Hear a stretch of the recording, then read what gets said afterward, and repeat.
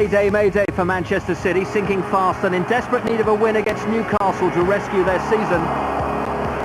Eddie Gray still talking a good game, but defeat at this stage leads to relegation and Premiership oblivion. It's felt like a lonely season for Liverpool's manager, but another win at Anfield and the cock might just come round to his way of thinking. And who will be blowing their trumpet by the end of the weekend? Will your team hit the high notes or be badly out of tune?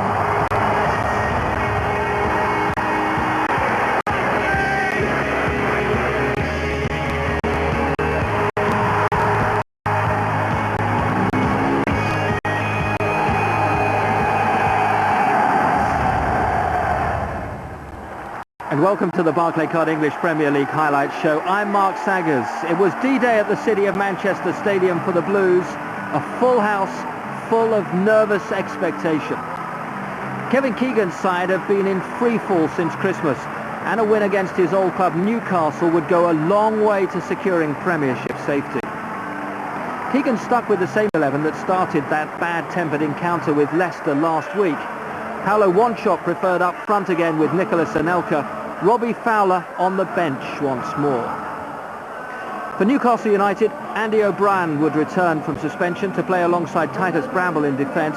Still a long injury list with Bowyer, Woodgate, Dyer and Bellamy all sidelined. It's an equally important game for Sir Bobby in Newcastle's pursuit of fourth place. Anything less than Champions League football next season would be a failure. Rob Hawthorne watched this one for us. Newcastle are without an away goal in the Premiership in almost 5.5 hours of football as they get this game underway. They got a quick start against Manchester City last season when Alan Shearer scored just 10 seconds into the game. This time he's won a free kick.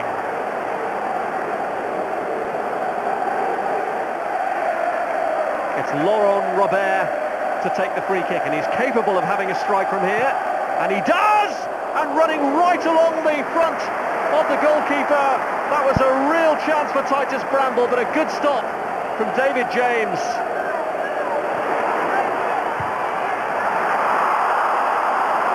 Bernard beating Wanchope to it, but then overhitting the pass. It reaches out to Tarnat. Here's Sinclair. The final ball lets Manchester City down.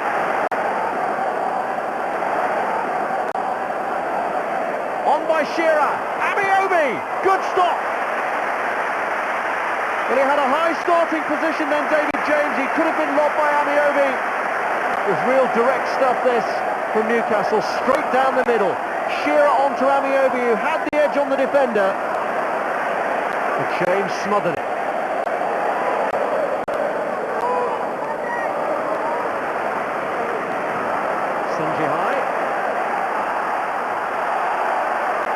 The challenge from Viana, and as the advantage never materialised, Mark Halsey has allowed the free kick off.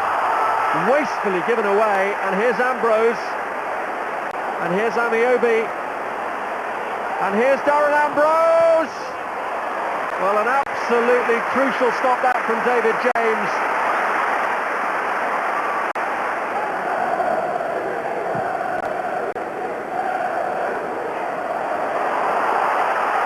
Anelka, ushered away by O'Brien, but here's Anelka again, and it's a corner.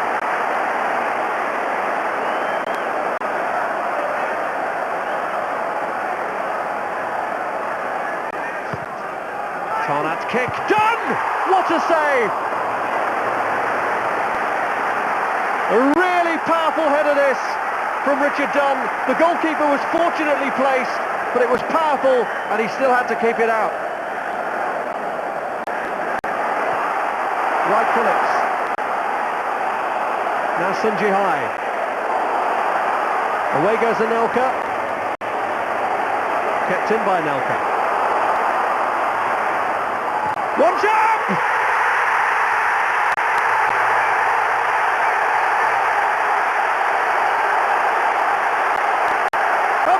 Celebration all round the City of Manchester Stadium. Is it a huge weight lifted off Kevin Keegan's shoulders? Paolo Wanchope with a flash header that takes Shea Given by surprise. is a real knockback to Newcastle's Champions League hopes, but a real boost for Manchester City's bid for survival.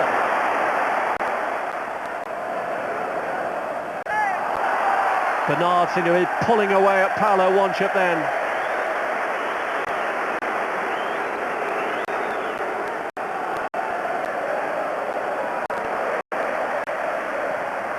Tarnat's kick. Here's Anelka. But done. Run through to Rayner. Converged on by two. Bosvelt! What a save! Absolutely superb reactions from Shay Given. Came at him quickly, he would have seen it late as well. But Bosvelt's effort is turned over.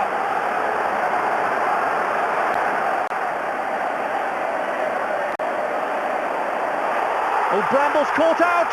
Anelka with a clear run. One jump! Saved by Given's feet. Bosvelt in there challenging. What a glorious opportunity that was to wrap things up once and for all. Titus Bramble's lack of concentration could have been so costly then. It was taken away from him by Anelka, who seemed to have a clear run himself and selfishly set up for Wanchip, whose effort was thwarted by Given. Sean Wright-Phillips hits it in towards the corner. Anelka looks to get in, and Given claims it. Looking for one final assault on the City goal. Given desperately looks long for Shearer. Away by Sylvain Distin.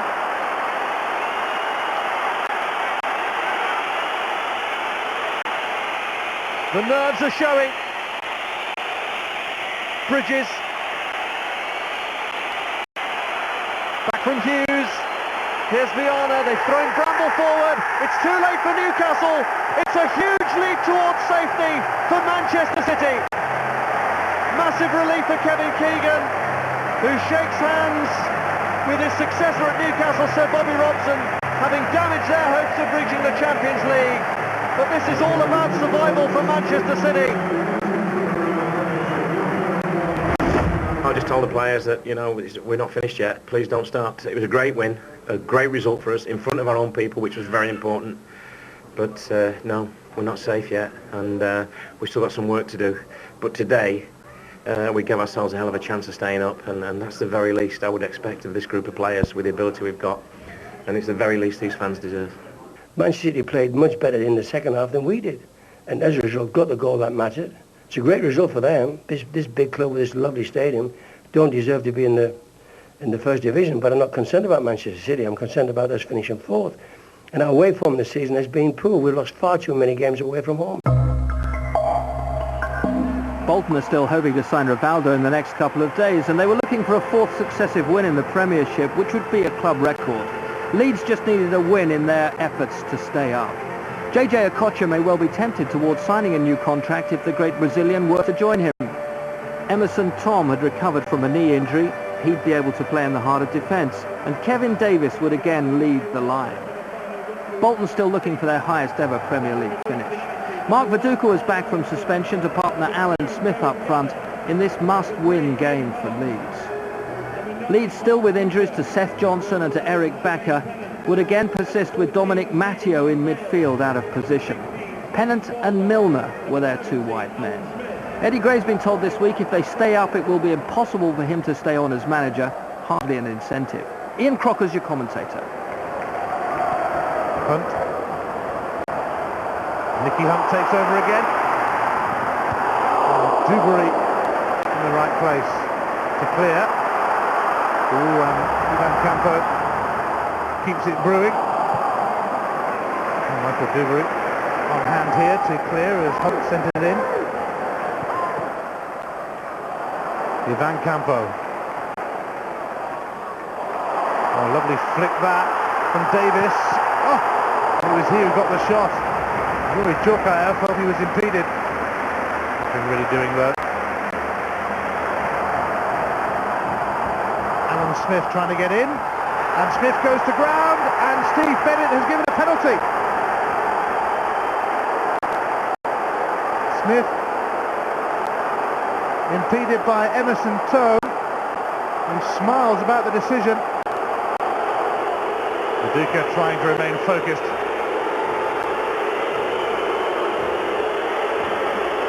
It's a massive kick, this. A truly massive kick. Mark Viduka scores. Perfect penalty. Viduka keeps his cool in the heat at the Reebok Stadium. The heat is on Leeds United. There is still much for them to do to survive. They've played half an hour in the Barclaycard English Premier League. It's Bolton 0, Leeds 1. Mark Viduka from the spot.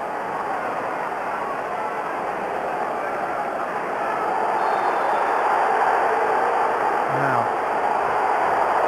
Steve Bennett has spotted something here. And Viduka getting a bit involved.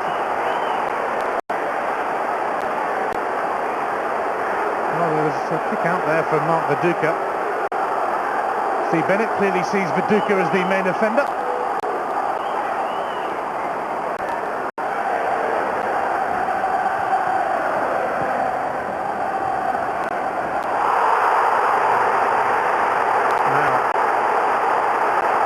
Viduka winning Gotti that time, and Jääskeläinen shoving his own man away, and Viduka here is going to be sent off. His second yellow card in a short space of time, and Mark Viduka is sensationally sent off at the Reebok Stadium.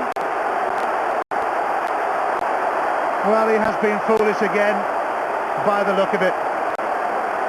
Ridiculous red card against Leicester, and just when Leeds needed him again, he's gone and got himself sent off again.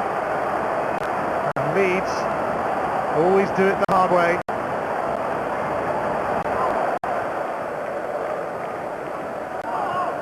Kocher. Didn't look like he would be able to keep that, but that's a Kocher for you. Can he set something up here? He might just. Yuri Djorkaeff claims an equaliser for Bolton right at the start of the second half. Now the Reebok Stadium is buzzing. Bolton have got their act together. Yuri Djorkaeff is all smiles, but it owed much, as it often does, to JJ Okocha. Ivan Campo. Djorkaeff. Okocha. Bolton are really buzzing, and they nearly had another for Kevin Davis. Mark Viduka has to take a seat in the stand after his red card in the first half.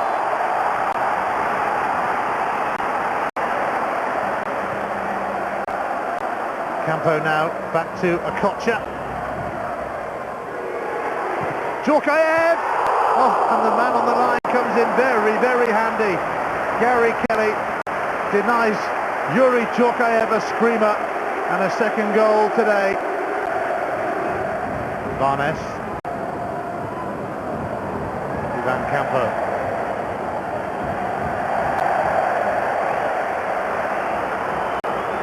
Gotti. Hunt. Leeds are seriously stretched. Hunt again. And what a chance!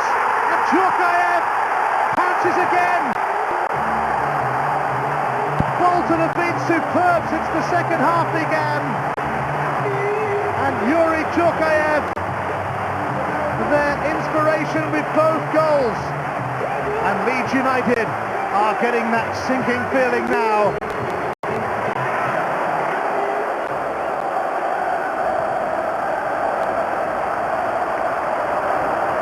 So, as it stands, Leeds are on their way out of the top flight. Pedersen now with a cross. Oh, it's an own goal from Ian Hart. It's 3-1 to Bolton, who've absolutely blitzed Leeds.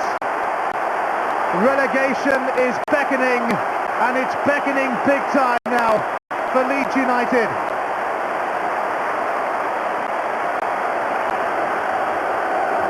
Well, Leeds have not had a look in this second half. And Bolton are on their way again with JJ Kocher. They're after another goal. And Djorkaeff is after a hat-trick. And Paul Robinson is called upon. Yuri Djorkaeff is a man in the mood.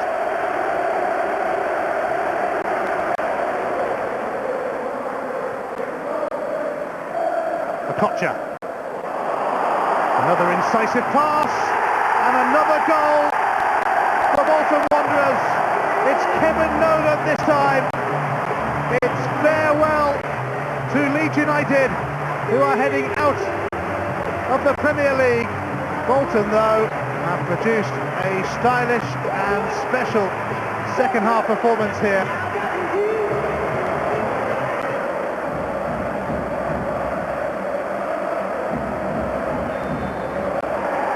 It is the end of the Premier League road for Leeds United. On this day in 2001, they played Valencia in a Champions League semi-final. 3 years on, they are relegated from the top flight. How times change. This is a big club. We've not been good enough this season. We've conceded far too many goals. And as a team, collectively, we've not deserved to stay up. Which sometimes, if you have a look back in the season, you say we were unlucky here, unlucky there. But I think at the end of the day, when we've played like we have done, we don't deserve to stay up. We've been lucky that we've had a lot of chances in a lot of games to get ourselves out of the bottom three. We've not managed to do that, and as I say, it's a massive disappointment for the club. There's a lot of disappointed people in there, as you'd expect. It's a sad day for the club. And it's been a difficult year for the players and for the supporters and everybody connected with Leeds United. But I'm sure that we'll bounce back. You know, may take us a little bit of time, given the circumstances at the club. But I mean, there's a great fan base at this club, and the supporters have been tremendous all season. And hopefully it'll not be too long before we're back in the top flight.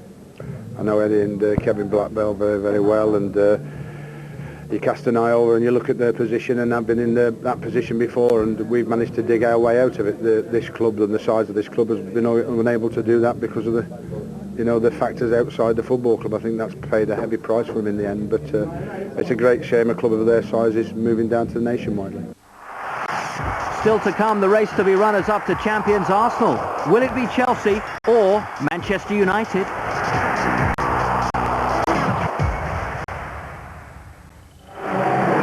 Premiership circles, Charlton have been a role model over the last 4 years. How to come up and stay up has been the dilemma facing Mickey Adams at Leicester. Indeed, it's been a torrid season. After last week's draw with Manchester City, nothing but a win would do now, and even that might not be enough. At least Marcus Bent's goal was music to the ears of long-suffering Leicester fans. A real touch of class to catch Kylie off his line.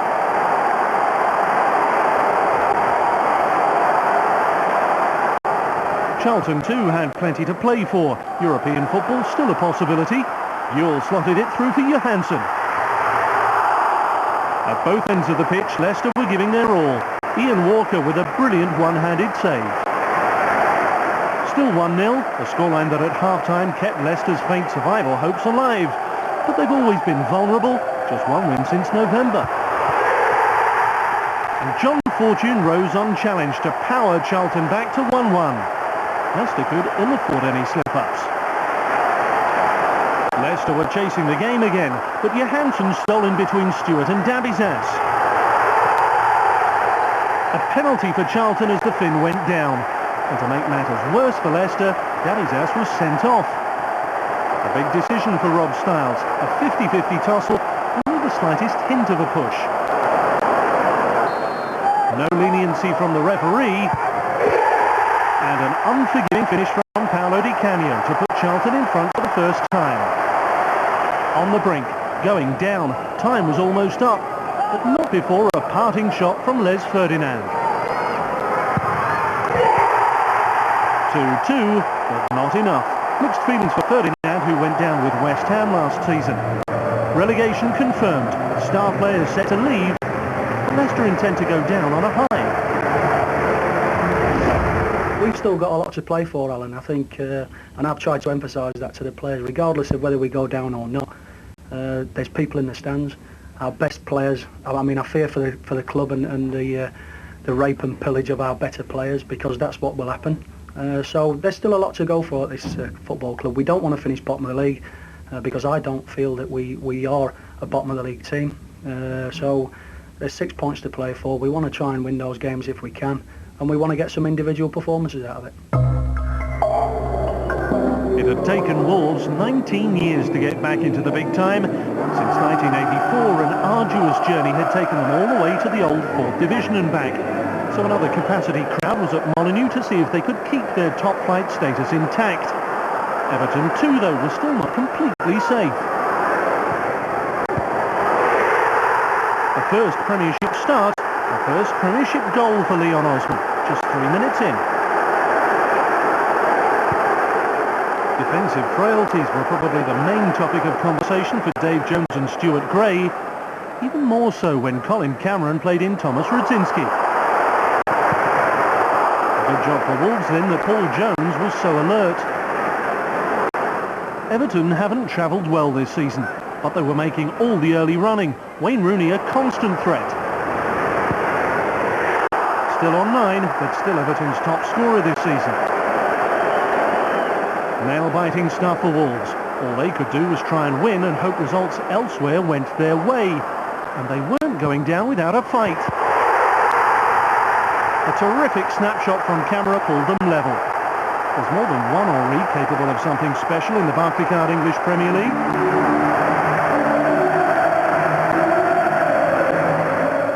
With every finishing place worth over £500,000, every goal could count. Nigel Martin won the duel this time against Camera. Dave Jones can take heart from the fact Wolves now have 2 informed strikers. Both Camera and Court came into the game with 3 and 4. They both end the game with 4 in 5. Court adding a late second goal for Wolves as they turned the game on its head. A goal to restore pride and put the smiles back on the faces of home supporters, at least for the time being. At the end of 90 minutes, 2-1 to Wolves and 7 points from the last 9. A tremendous effort, but too little too late. Manchester City's win against Newcastle, coupled with Wolves' dreadful goal difference, means the Dave Jones team is effectively down. You can feel proud, even though we go down, but it's just a hard pill to swallow, but that's football, and we just got to make sure that we build, we learn from all our, whatever you want to call them, mistakes, and we learn from all the good things that we've done, and we just keep going forward, and hopefully, you know, we'll bounce back.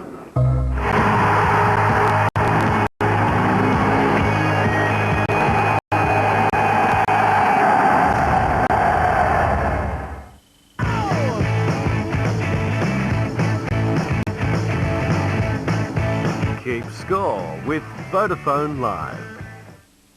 David, impresionante hall de entrada y tenemos también un despacho, tenemos la televisión de plasma, el sofá,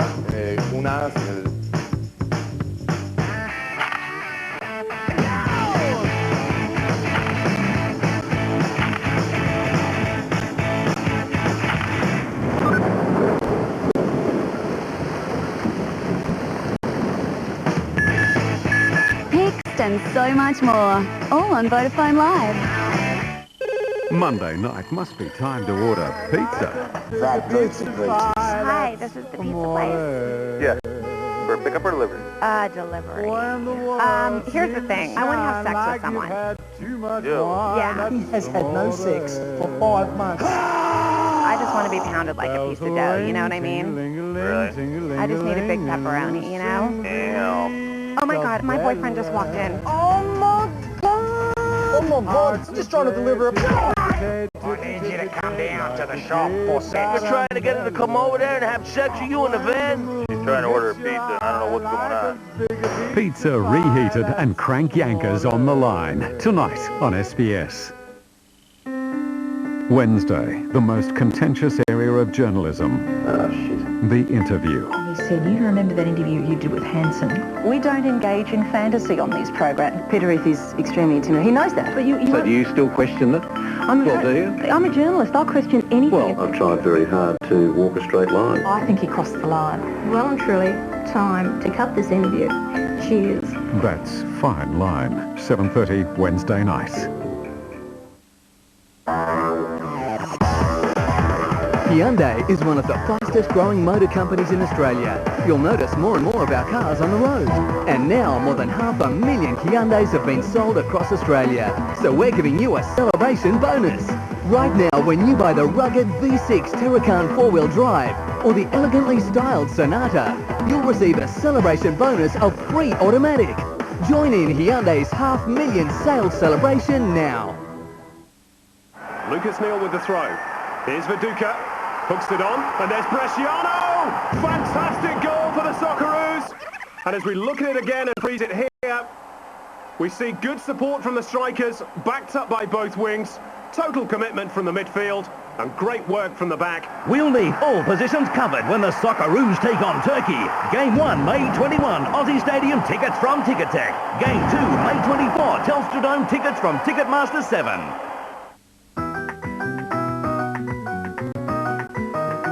You've got something incredibly important to do? Where are you going to do it? With a laptop powered by Centrino, Intel's mobile technology and a wireless-enabled home, you can connect to the world all over the house. Maybe even outside the house. Intel Centrino mobile technology.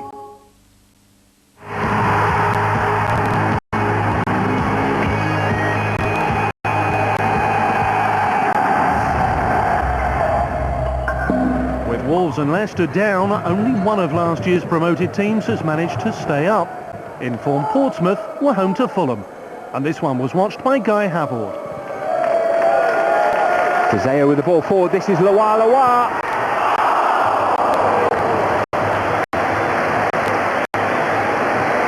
Well, it was one of those moments where you thought he was going to produce a golden goal for Portsmouth.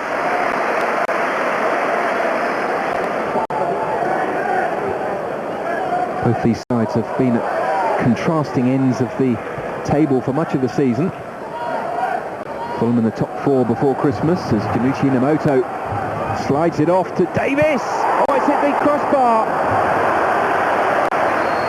Within seconds of the restart, Fulham with their best effort by quite some distance of the game.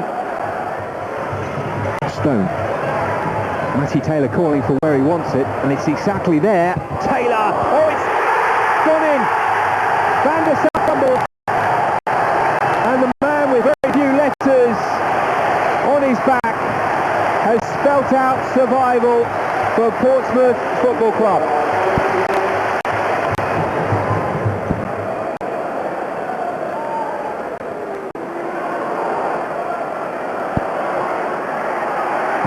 Here's a chance for a Fulham equaliser, and it's come from McBride, the substitute.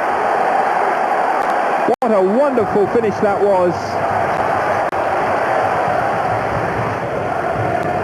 Such has been the form of Harry Redknapp's team in recent matches that a home draw is almost a disappointing result. It's always going to be tough for us in the Premier League. It's never going to be easy.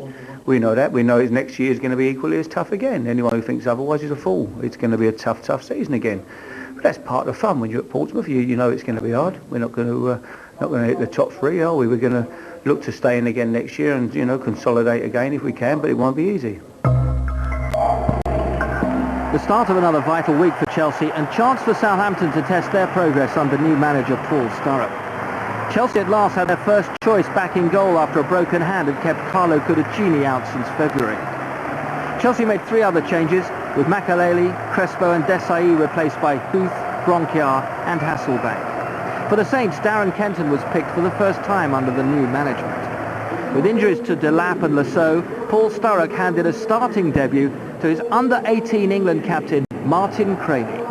His progress would be noted by the England manager Sven-Göran Eriksson, whose presence is always a reminder to the Chelsea man Claudio Ranieri of his uncertain future. Steve Banyard watched this one unfold for us.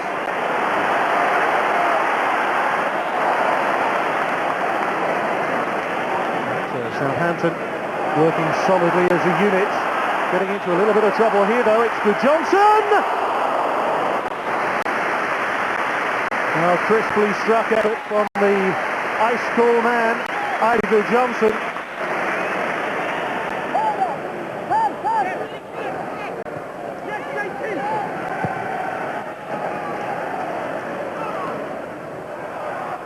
Blessed with so many good players, Chelsea. But can they make it click here? It's Gronkar with a cross. It's a miscue from Higginbottom. It's a Chelsea corner. Terry is forward, so too Robert Huth. Hasselbank swings it in. Lampard doesn't get there. This is Huth teeing up Cole. Oh, good save! Fiercely struck by Joe Cole. Certainly no sign of any calf injury in spring from Antti Niemi there.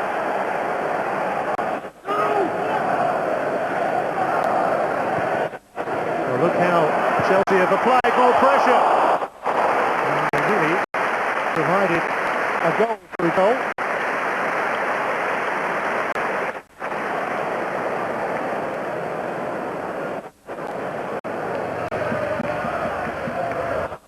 Oh, and a mistake, Phillips! Suddenly Southampton with a snip on goal thanks to a mistake from John Terry. And Kevin Phillips poaching in behind here. Well, Terry with a back header that just didn't have enough power on it.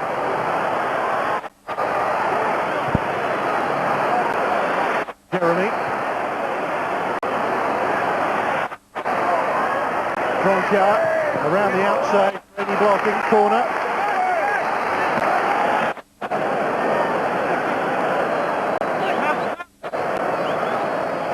Gronkar's corner. Johnson. Oh, it's an own goal! It's gone in. Martin Craney. How unlucky on the youngster. Idagu Johnson takes the congratulation of the Chelsea players, but that has to go as an own goal off Martin Craney on his debut.